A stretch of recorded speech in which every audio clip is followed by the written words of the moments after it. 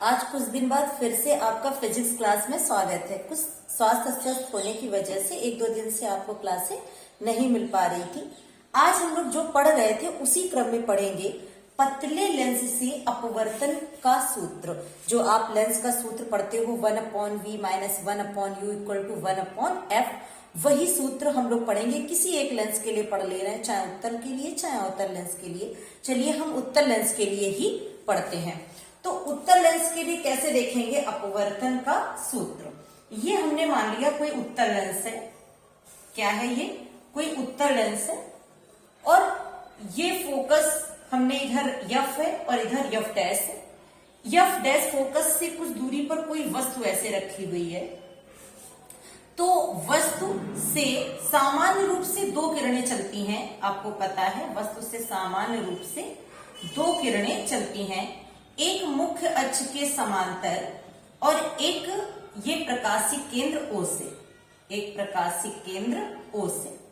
तो जो किरण प्रकाशिक केंद्र O से होकर के गुजरती है इसको हमने ऐसे करा, और यहां वाली किरण ये फोकस से होकर के जाएगी।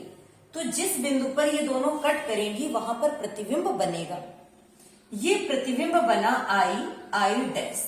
वस्तु अगर थी O डैश तो प्रतिबिंब इसका हमने माना बना I डैश। ये प्रकाशिक केंद्र O था, इसका नाम दे दिया O डैश, और यहां इस जगह को हमने क्या बोला O डैश। और ये वाला बिंदु क्या है? Focus F। लेंस से वस्तु की दूरी को हमें पता है U से लिखेंगे, लेकिन इधर की दूरी माइनस की होती है और उधर की दूरी प्लस की। तो O, अच्छा वस्तु को भी हम O डैश लिख चुके हैं तो एक जैसा लग रहा है, इसलिए वस्तु को चलिए हमने लिख दिया AB। वस्तु को चलिए हमने चेंज कर दिया, AB लिख दिया। अगर O से A की दूरी देखी जाए तो OA बराबर इस तरफ की दूरी नेगेटिव होती है तो -U। O से F की दूरी उस तरफ है तो प्लस का F, और O से I की दूरी प्लस का V। क्या है? प्लस का V।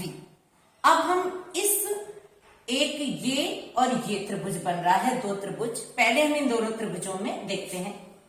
त्रिभुज ABO व त्रिभुज I डैश O में, I डैश O में, त्रिभुज ABO व त्रिभुज I डैश O में। दोनों कैसे हैं? समरूप त्रिभुज हैं। तो इस त्रिभुज का लंब बटे इस त्रिभुज का लंब I डैश बराबर इस त्रिभुज का आधार बटे इस त्रिभुज का आधार OI। अब OA की वैल्यू आप क्या लिखे हो? -U, और OI की वैल्यू उस तरफ है तो क्या लिखे हो? OI कितना है? V। Equation first. इसके बाद त्रिभुज, इस त्रिभुज में देखें चल के O dash F, O dash F व त्रिभुज I डैश F में, I डैश F में क्या हो जाएगा दोनों त्रिभुजों में? इस त्रिभुज का लंब बटे इस त्रिभुज का लंब बराबर इस त्रिभुज का आधार बटे इस त्रिभुज का आधार IF। तो ये O डैश जो है वो इधर चलते चले जाओ, किसके बराबर है? AB के। O डैश की जगह पे क्या लिखोगे जाकर के? AB। और इसी तरीके से O डैश को जब हमने लिख दिया, चलिए AB, और ये बटे में क्या है? I डैश बराबर OF, उधर की दूरी प्लस का F, और IF। तो IF की दूरी क्या हो जाएगी? देखिए पूरी दूरी V है और इतना चला गया F, तो क्या बचा?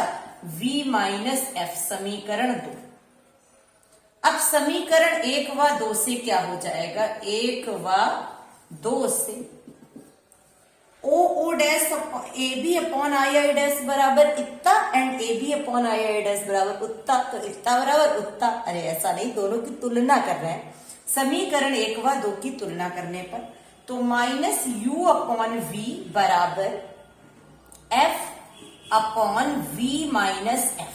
दोनों को हमने बराबर कर दिया समीकरण 1 और समीकरण 2 से। अब ये आपको दिख नहीं रहा होगा तो हम ऊपर ये रफ करे दे रहे हैं, यहाँ पे ये आगे हल कर रहे हैं।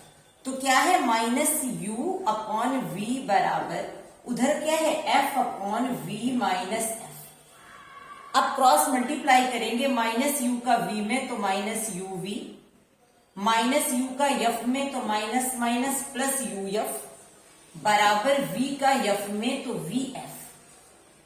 अब दोनों पक्षों से हम यू वी एफ से भाग दे दें तो देखिए ये माइनस यू वी था, अगर इसमें हमने यू वी एफ से भाग दिया, ये यू एफ था इसमें हमने यू वी एफ से भाग दिया, इधर वी एफ था इधर हमने यू वी एफ से भाग दे दिया। दोनों पक्षों में हमने जब इसका भाग दिया तो देखिए क्या निकल कर आया, यू वी कैंसिल तो minus 1 upon f plus f cancel u cancel 1 upon v. अब v cancel f cancel 1 upon u. अब ये क्या आ जाएगा 1 अपॉन वी, ये इधर आया तो माइनस 1 अपॉन यू बराबर ये इधर गया 1 अपॉन एफ। यही लेंस का सूत्र होता है, चाहे उत्तल लेंस के लिए देखें चाहे हम अवतल लेंस के लिए देखें। अवतल लेंस के लिए केवल डायग्राम बदल जाता है। अगर ये अवतल लेंस है, वस्तु ऐसे किरण जा रही है तो बस डायग्राम ये बदल जाता है कि ऐसे और ये ऐसे चली जाती, ये ऐसे जहां पे कट करती वहां पर प्रतिबिंब बन जाता, आभासी प्रतिबिंब बनता। तो हम पहले इस त्रिभुज में देख लेते फिर इस त्रिभुज में, और ऐसे उधर से भी देख लेते आकर जो ये मिलती हुई प्रतीत हो रही है। बस चित्र परिवर्तित हो जाता है लेकिन दोनों का फॉर्मूला यही रहता है। उत्तल लेंस के लिए फोकस दूरी को धनात्मक लेते हैं और अवतल लेंस के लिए फोकस दूरी को ऋणात्मक लेते हैं। अब अगले लेक्चर में हम लोग पढ़ेंगे न्यूटन का सूत्र लेंस के लिए। बाय।